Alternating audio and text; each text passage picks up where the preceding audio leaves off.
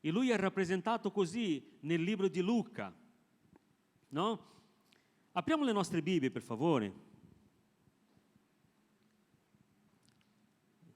Nel libro di Luca,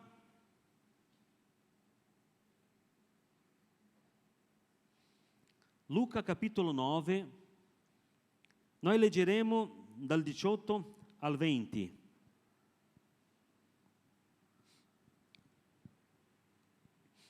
Gesù era lì con i suoi discepoli, no? E questo c'è scritto anche in Matteo.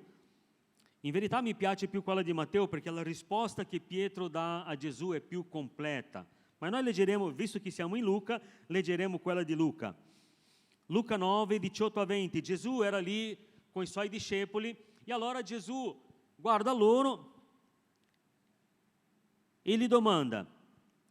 Mentre egli stava pregando in disparte, i discepoli erano con lui ed egli domandò loro: che dite la gente che io sia?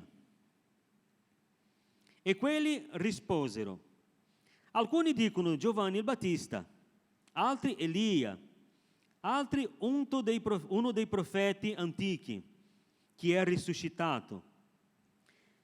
Ed egli disse loro: e voi, che dite che io sia? E Pietro rispose: il Cristo di Dio. No? La risposta di Matteo, è così, è scritta in Matteo 16, 16. Simon Pietro rispose: tu sei il Cristo, figlio del Dio vivente. Alleluia.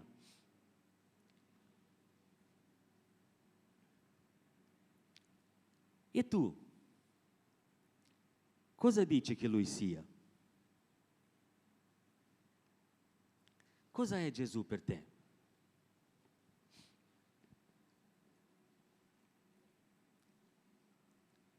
Gesù è quello che tu ti ricordi soltanto quando sei nel bisogno? È quello che tu corri da Lui quando hai bisogno di qualcosa, quando devi chiedere qualcosa e quando Lui ti dà la benedizione tu ti dimentichi subito e ti ricorderai di Gesù soltanto quando ne avrai bisogno di nuovo? O Gesù è quello che tu ti ricordi soltanto quando si celebra la Santa Cena, che parliamo del suo sacrificio, che parliamo di tutto quello che Lui ha fatto? Una volta al mese io ci penso a Lui, quando vado alla Santa Cena, il pastore parla del suo sacrificio, il pastore parla delle cose che Lui ha fatto, e allora io mi ricordo un po', questo è Gesù, ma finita la Santa Cena io torno a casa e mi dimentico di nuovo e mi ricorderò soltanto il mese prossimo. Cosa è Gesù per te? Un grande profeta? Come è per i musulmani? I musulmani dicono che Gesù era soltanto un grande profeta.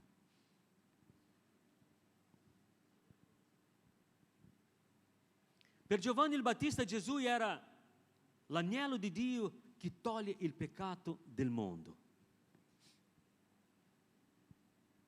Cosa è Gesù per te? Come ho detto, oggi noi parleremo del libro di Luca. Luca,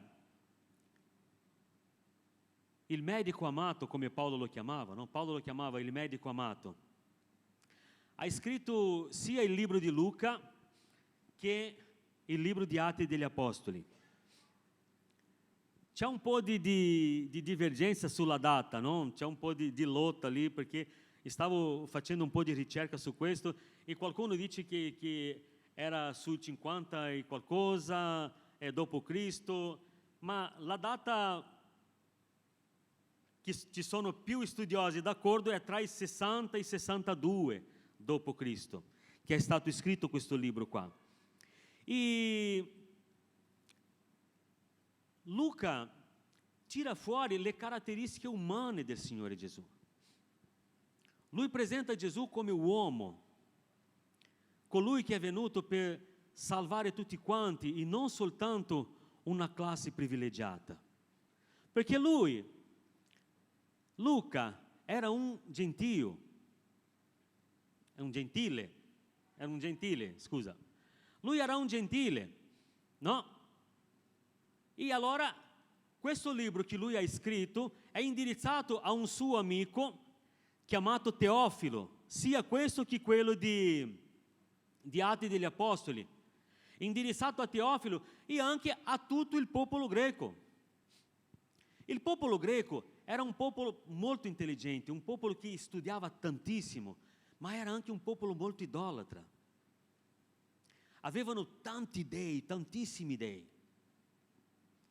E loro cercavano l'uomo perfetto.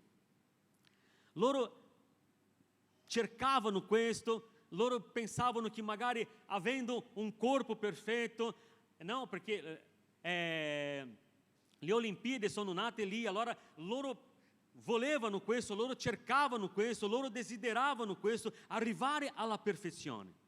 E allora Luca scrive a loro parlando di un uomo che era uomo, 100% uomo, ma era perfetto in tutte le cose. Lui stava dicendo: guarda che io vi presento qualcuno che voi cercate da tanto. Potete smettere di cercare, perché l'uomo perfetto è questo qua, Gesù, l'uomo.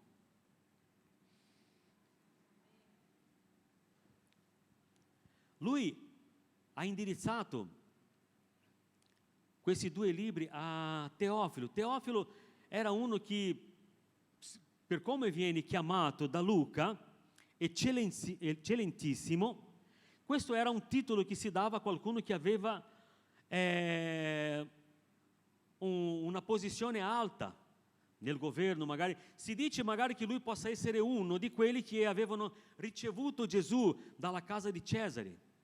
E allora Luca, che non è stato un testimone oculare di tutto quello che è successo con Gesù, lui dice: guarda che io mi metto alla ricerca e io cercherò tutti i dettagli in modo che io possa scrivere a te.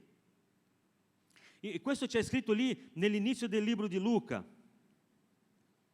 Se avete la vostra Bibbia lì, Luca 1, di 1 a 4, potete aprire con me? Luca non ha vissuto con Gesù, ma lui ha fatto delle ricerche approfondite su chi era Gesù, su cosa ha fatto. In Luca 1, di 1 a 4, lui dice così: perché molti hanno intrapreso a ordinare una narrazione dei fatti che hanno avuto compimento in mezzo a noi, come ce li hanno tramandati quelli che da principio ne furono testimoni oculari e che divennero ministri della parola. È parso bene anche a me, dopo essermi accuratamente informato di ogni cosa dall'origine, di scrivertene per ordine illustre Teofilo, perché tu riconosca la certezza delle cose che ti sono state insegnate. Dopo essermi accuratamente informato, lui ha studiato, no? Gli studiosi dicono che Paolo ha avuto una grande influenza sul suo lavoro e che anche il libro di Marco ha dato tante informazioni, no? Perché ci sono tante somiglianze in questi 2 libri. E anche Marco ha dato tante informazioni a lui, ma lui ha camminato tantissimo, lui era il discepolo di Paolo e lui ha camminato tantissimo con Paolo. E allora lui dice: io, dopo essermi accuratamente informato di ogni cosa dall'origine, dall'inizio, no? Di scriverne per ordine, illustri Teofilo, perché tu riconosca, perché tu possa avere certezza delle cose che ti sono state insegnate. Questo lui stava scrivendo in modo che Teofilo potesse avere certezza di quello che lui aveva già imparato da Gesù. Perché tu riconosca la certezza delle cose che ti sono state insegnate. E io ti sto scrivendo per questo, caro Teofilo, perché questo possa rinforzare gli insegnamenti che ti sono stati dati. Una delle cose più belle del Vangelo di Luca è che Luca presenta Gesù come un uomo perfetto, di corpo e anima. Luca, quando scrive la genealogia di Gesù, lui parte da Adamo. Matteo invece parte da Abramo, perché Matteo scrive agli ebrei. Ma lui, quando comincia a fare la genealogia di Gesù, lui parte da Adamo per dire: guarda, tutti noi siamo partiti dallo stesso uomo. Tutti noi siamo uguali davanti a Dio. Non c'è questo che Dio ama di più o quello che Dio ama di meno. Tutti noi siamo uguali. Tutti noi siamo uguali davanti a Lui e Lui è venuto per salvare tutti quanti. Non c'è qualcuno che sia privilegiato. Magari ci sono quelli che possono pensare: ah no, guarda che io non sono degno di questa salvezza.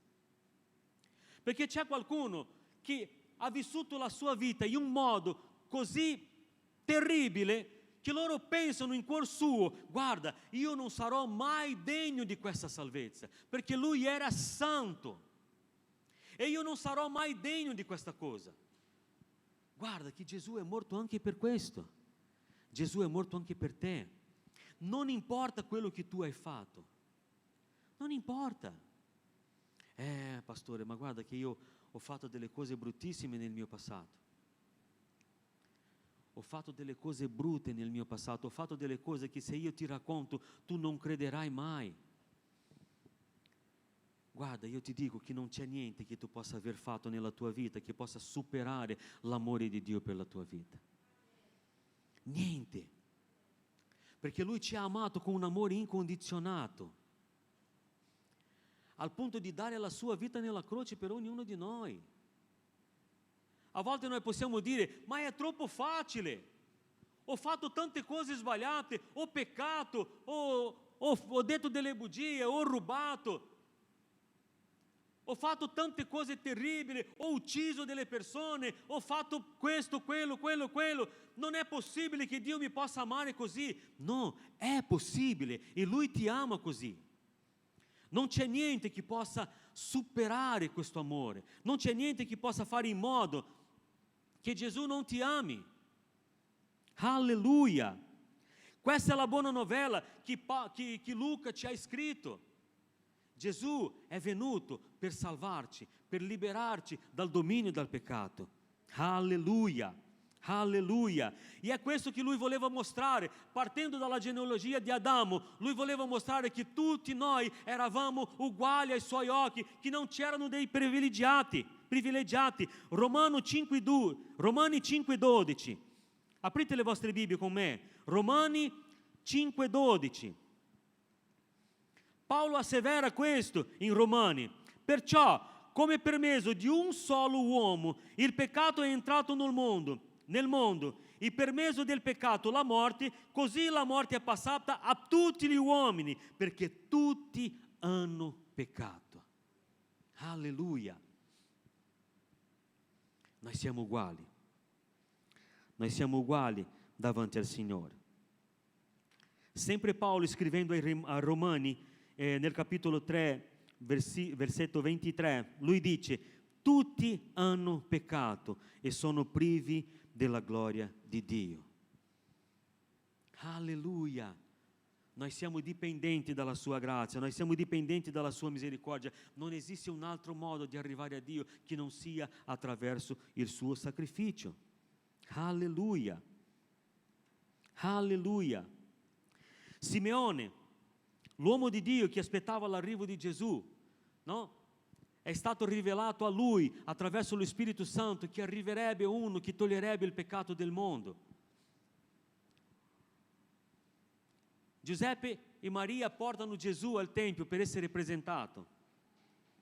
E allora Simeone prende Gesù tra le braccia. In Luca 2, 29 a 32 c'è scritto questo.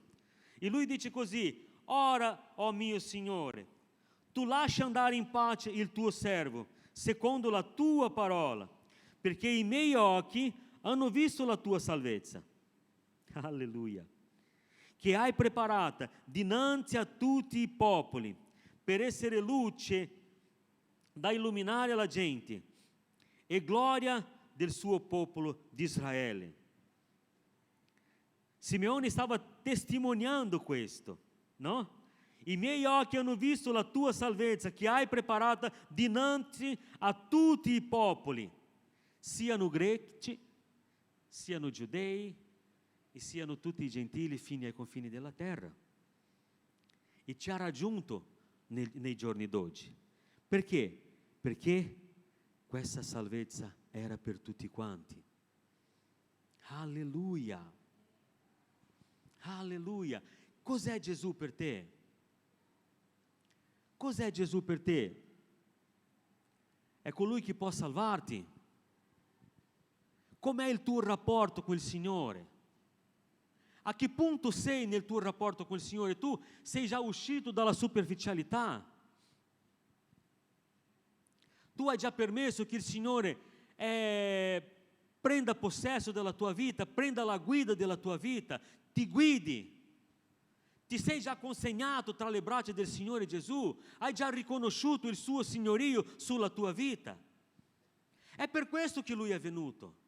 Magari tu stai cercando di portare avanti la tua vita a modo tuo e Gesù è lì che bussa alla porta e sta aspettando una tua decisione. Lui è venuto per questo, per salvarci, per liberarci, alleluia. E magari noi stiamo ancora vivendo sotto le catene,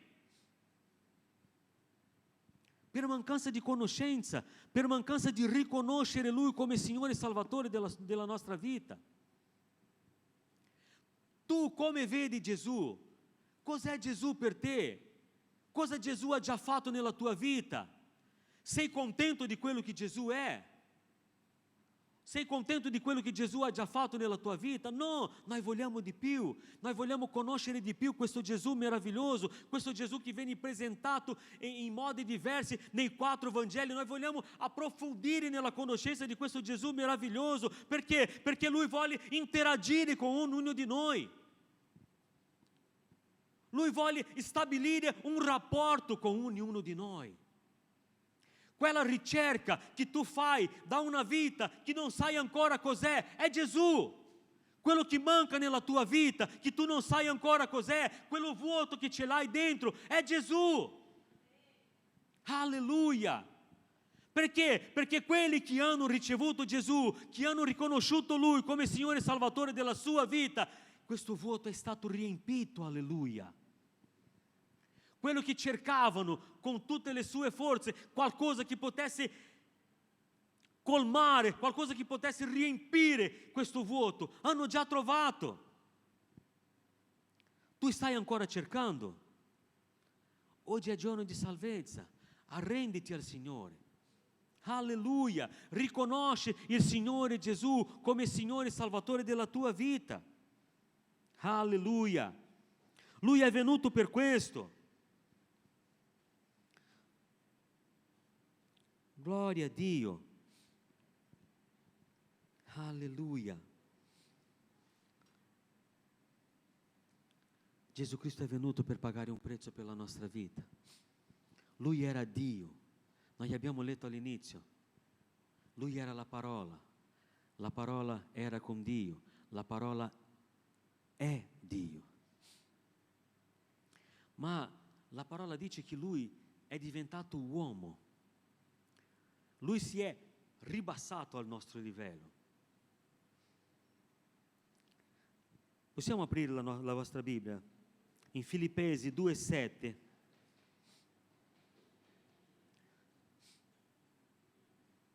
Paolo scrivendo ai Filippesi, lui dice così: ma svuotò se stesso, prendendo forma di servo, divenendo simile agli uomini.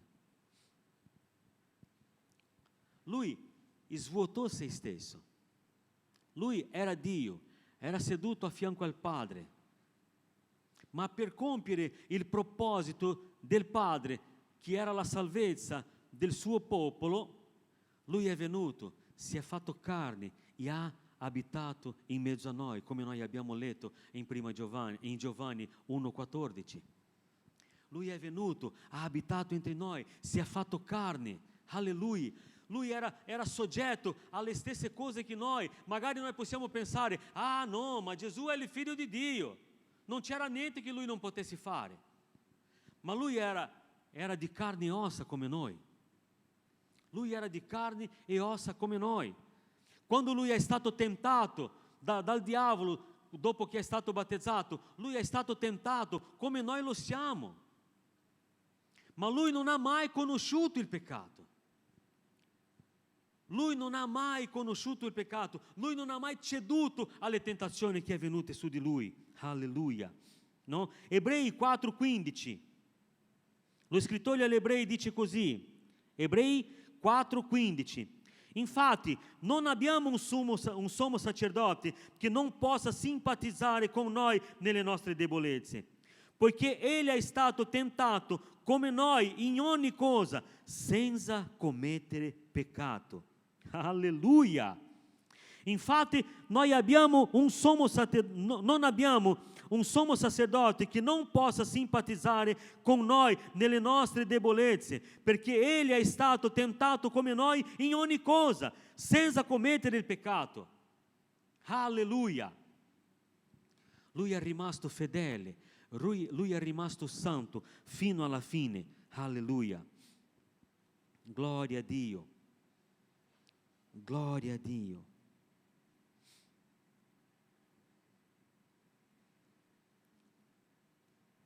Gesù, quando sta parlando con Zaccheo era quello piccolino, no, che cercava di vedere Gesù, era il capo dei pubblicani. Penso che tutti noi conosciamo la sua storia, quello che è salito sull'albero, e Gesù arriva da lui e dice: Zaccheo, vieni giù, perché oggi vado a casa tua. Oggi io vado a soggiornare nella tua casa, Zaccheo. E quelli che erano intorno hanno cominciato a criticare Gesù. Ma come questo che dice di essere santo, come questo che dice di essere figlio di Dio, come che questo che dice che è venuto per darci la salvezza, non capisci che questo uomo è un peccatore? Ma come si può uno arrivare a questo punto? Arrivare a questo punto. Ma Gesù, quando parla con Zaccheo, e Zaccheo si pente di tutti i suoi peccati, lui dice: oggi è entrato salvezza in questa casa. Alleluia! Questa testimonianza di Zaccheo dimostra che il suo ministero era compiuto in pieno. Quello che lui voleva fare era quello lì, perché Gesù era quello che era simpatico a tutti quanti, era quello che era in mezzo ai peccatori, era quello che era in mezzo ai marginalizzati.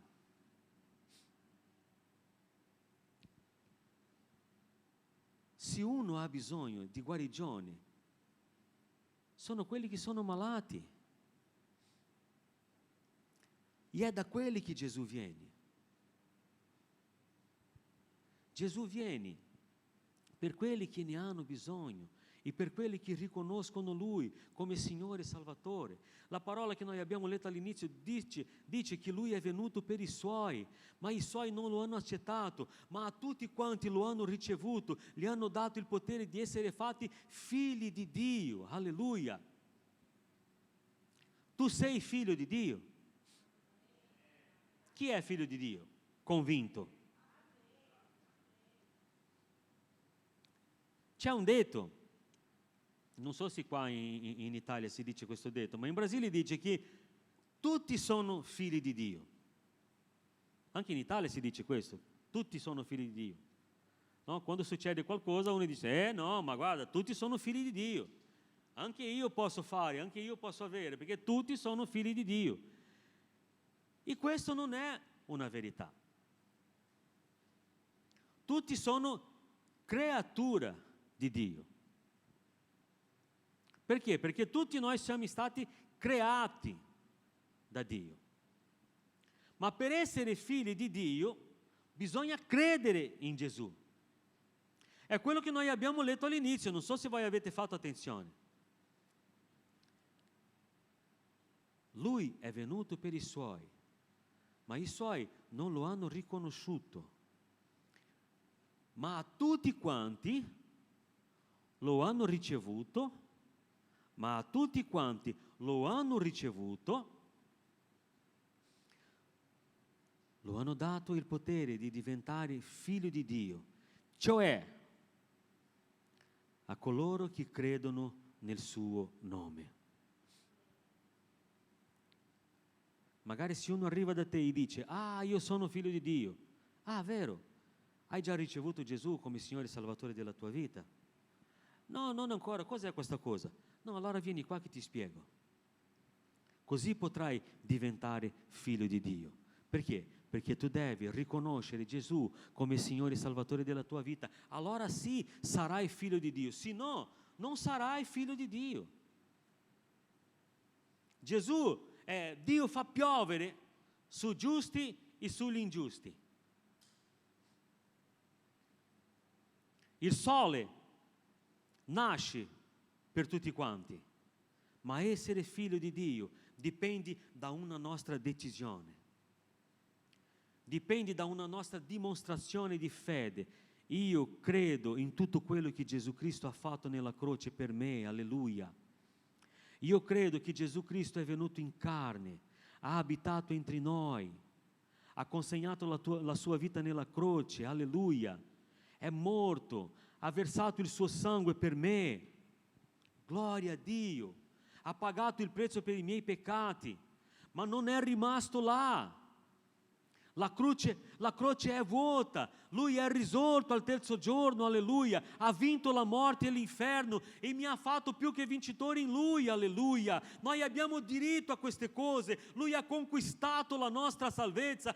Ma è così facile? Sì, è così facile, non c'è niente da fare, non c'è prezzo da pagare, non sono sacrifici da fare, non ci sono promesse da compiere, non ci sono scale da salire in ginocchio.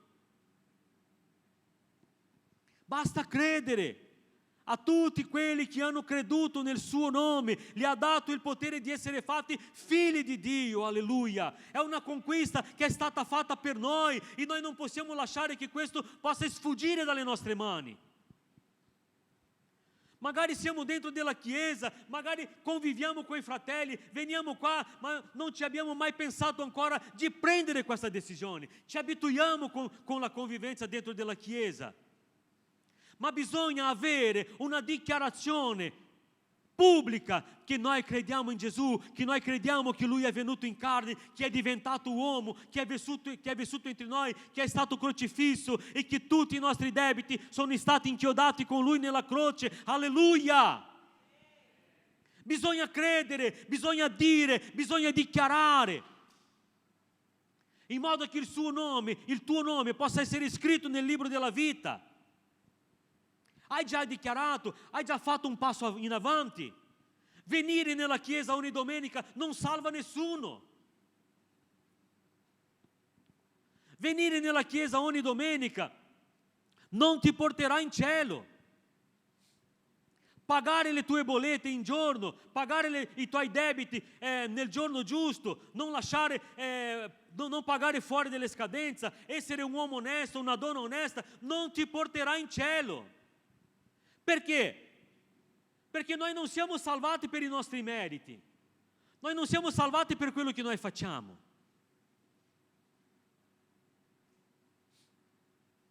Noi siamo salvati sì per quello che Gesù Cristo, uomo, ha fatto nella croce per ognuno di noi. È questo che Luca cerca di dimostrare, è questo che Luca cerca di parlare a tutti quanti. Guarda, Gesù è venuto per te, si è fatto uomo per te.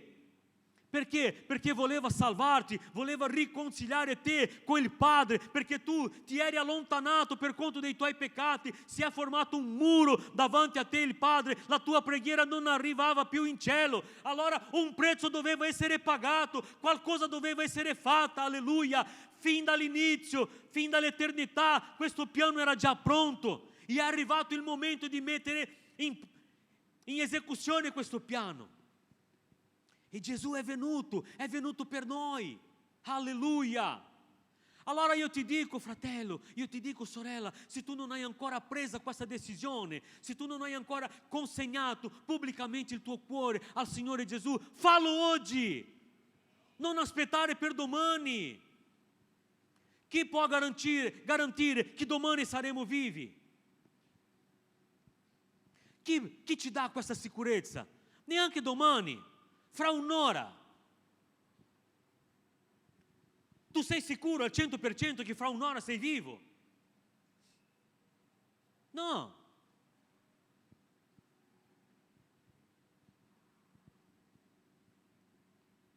Quello che noi sappiamo è che la salvezza è a nostra disposizione.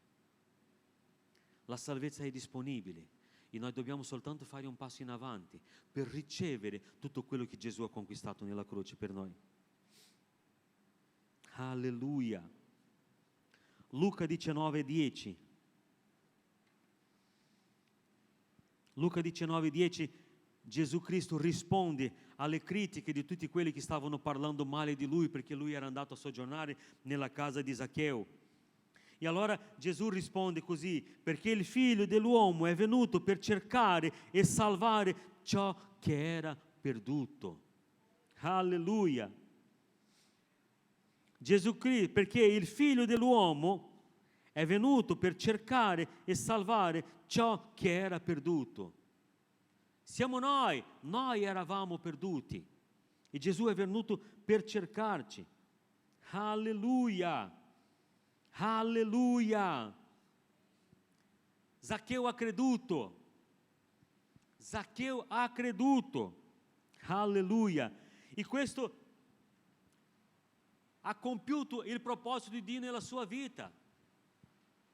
La salvezza. E il proposito del Signore è compiuto anche nella tua vita. Alleluia. Atti 4:12. Libro di Atti, Atti degli Apostoli 4:12. Luca scrive così: in nessun altro è la salvezza, perché non vi è sotto il cielo nessun altro nome che sia stato dato agli uomini per mezzo del quale noi dobbiamo essere salvati. Magari tu stai cercando salvezza da tutte le parti.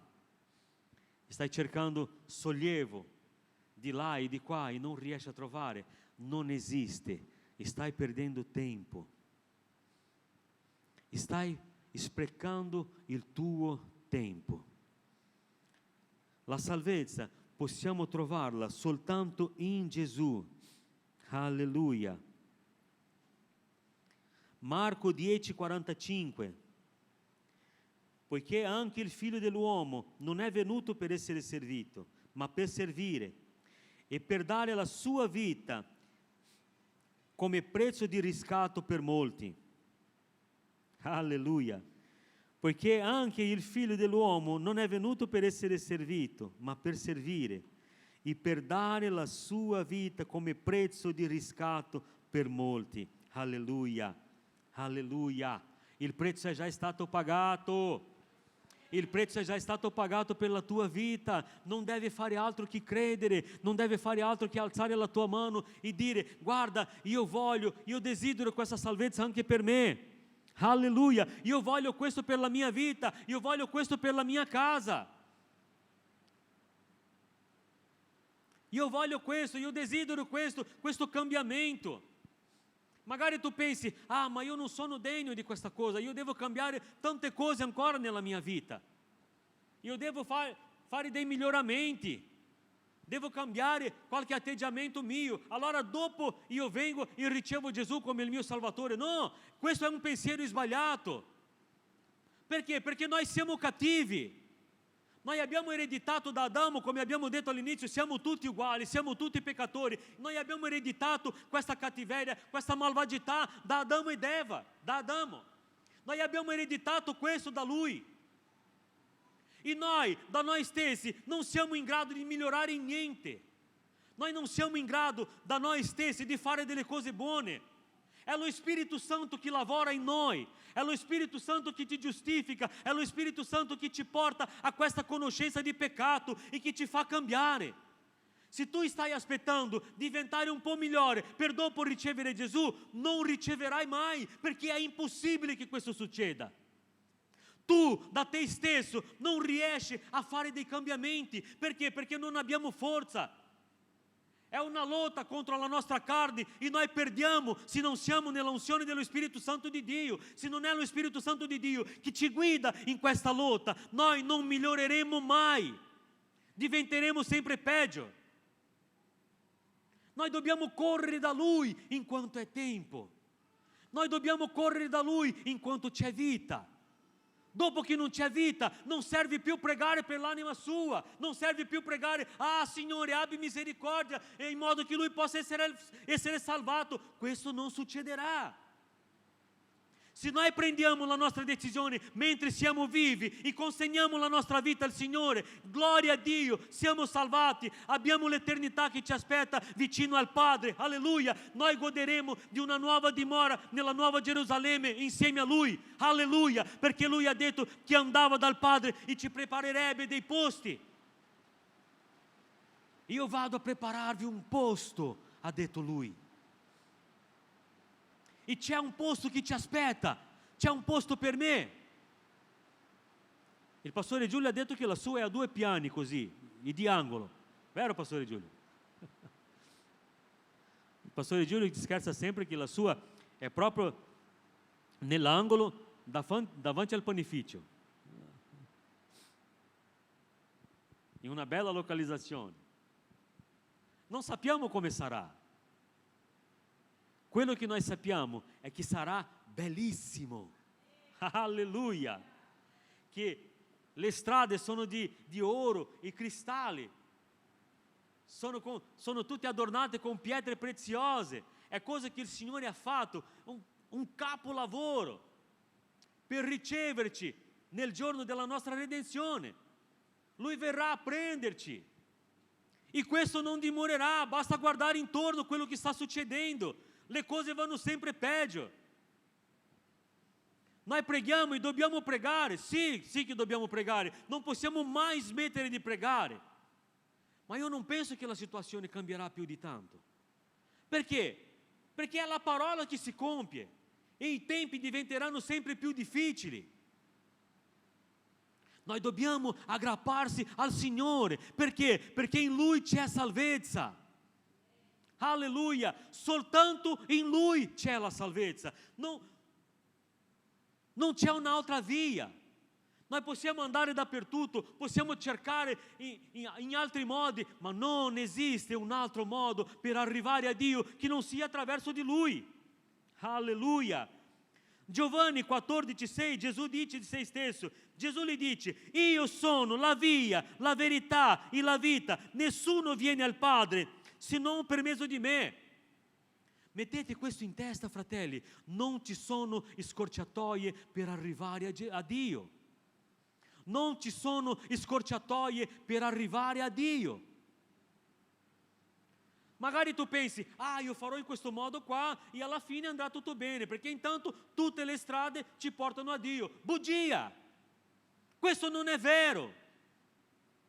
L'unica strada che ci porta a Dio, e Lui ha parlato di se stesso, sono io, Gesù, io attraverso il mio sacrificio vi porto a Dio, io vi riconcilio con il Padre, alleluia. Non esiste un altro modo, noi possiamo cercare, possiamo inventare quello che vogliamo, ma noi possiamo arrivare a Dio soltanto attraverso di Gesù. Mi seguite? Amen. Siete troppo silenziosi. Amen. Alleluia. Io sono la via, la verità e la vita. Nessuno viene al Padre se non per mezzo di me. Magari fino ad oggi tu non sapevi che la salvezza si poteva avere soltanto attraverso di Gesù. Magari fino ad oggi tu non sapevi. Ma oggi io ti dico, e adesso tu lo sai. Adesso tu lo sai. Non sei più uno disinformato, si può dire. Uno che non è informato è disinformato. Non sei più disinformato su questa cosa.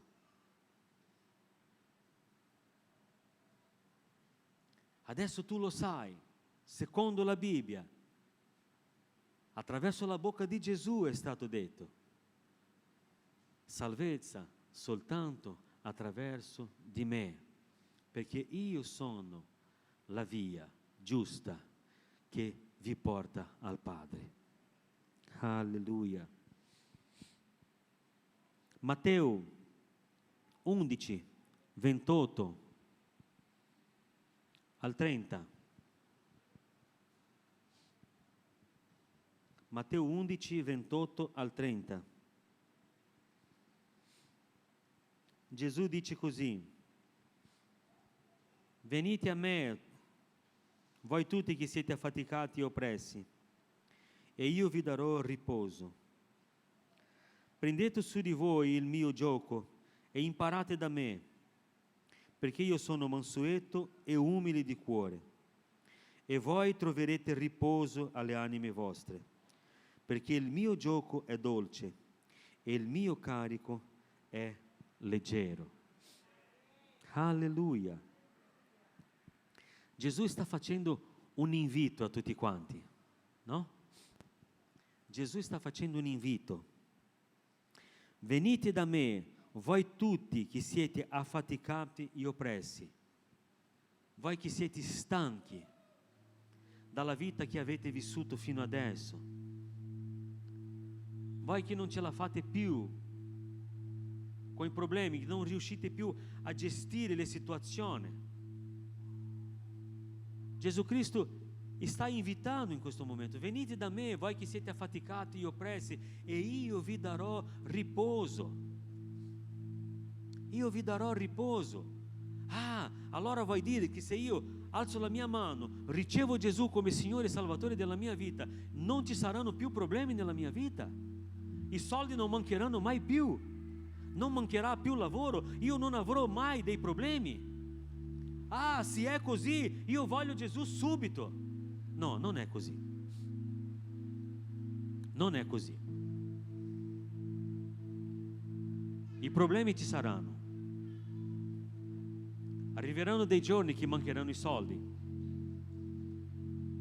Tu ci ammalerai, avrai dei problemi, magari perderai il lavoro, dovrai cercare un altro lavoro. Ma sai cos'è la differenza?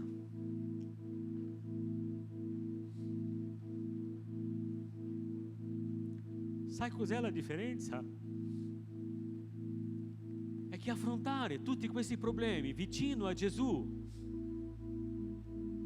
è molto più facile. Perché? Perché Lui era uomo come me e te. Lui era uomo come ognuno di noi. E Lui sa benissimo delle nostre limitazioni. E Lui dice in Salmi che anche se una madre lascerebbe il suo figlio, Lui non abbandonerebbe mai. Sempre nei Salmi Lui dice: guarda, io conosco la vostra struttura e so che siete polvere. Lui sa quello che noi siamo. E quando noi stiamo camminando al suo fianco, quando noi abbiamo riconosciuto Gesù come Signore e Salvatore della nostra vita, tutto è diverso. Noi camminiamo di gloria in gloria. Siamo nel più profondo degli abissi, siamo nel mezzo del buio, ma noi siamo al sicuro. Perché? Perché c'è Lui che ci guida. Noi non andiamo più secondo la forza del nostro braccio, noi non ci fidiamo più di noi stessi, noi non ci fidiamo dalla nostra conoscenza, non ci fidiamo dalla nostra esperienza, ma noi ci fidiamo di Lui, perché Lui sa tutte le cose e Lui conduce le cose in un modo meraviglioso. Alleluia! La sua parola dice che in Lui noi siamo più che vincitori in ogni circostanza. Alleluia! Alleluia! Questa è la differenza. Questa è la differenza. Che le cose andranno meglio, la tua visione cambierà, la tua forza sarà un'altra. Tu camminerai nella sua presenza. E sai cos'è il più bello? Il più grandioso di tutto questo? Che quando arriverà il giorno della tua partita, il giorno del tuo saluto, il giorno che tu non ti sarai più, tu andrai in cielo al posto che Lui ha già fatto per te.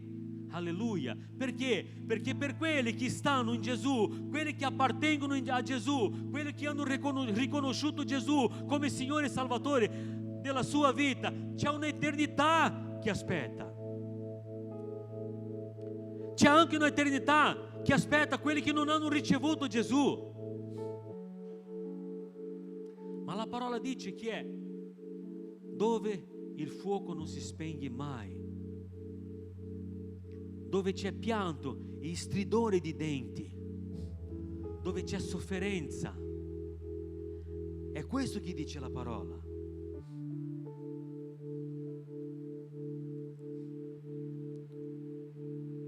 È tempo di prendere una decisione. È tempo di prendere una decisione. Gesù, io voglio appartenere a te. Io voglio che tu ti prenda la guida della mia vita. Io voglio che tu regni sulla mia vita, sulla mia casa, sulla mia famiglia. E tu vedrai quello che succederà. Tu vedrai quello che succederà. Alleluia. Le cose cambieranno. Le cose cambieranno. C'è una musica che dice che quelli che hanno già provato la presenza di Dio in un modo reale non si contentano di un altro posto. Quelli che sono già arrivati al posto santissimo nella presenza di Dio non si contentano con un altro posto. E è questo che noi dobbiamo cercare. Noi dobbiamo cercare la sua presenza. Noi dobbiamo cercare la sua presenza. Perché quando noi arriveremo ad un livello di rapporto più profondo con il Signore, noi non ci contenteremo con altra cosa che non sia la sua presenza. E è questo che Gesù vuole fare nella nostra vita oggi. Riempirci dalla sua presenza. Mettiamoci in piedi, per favore. Chiudete i vostri occhi.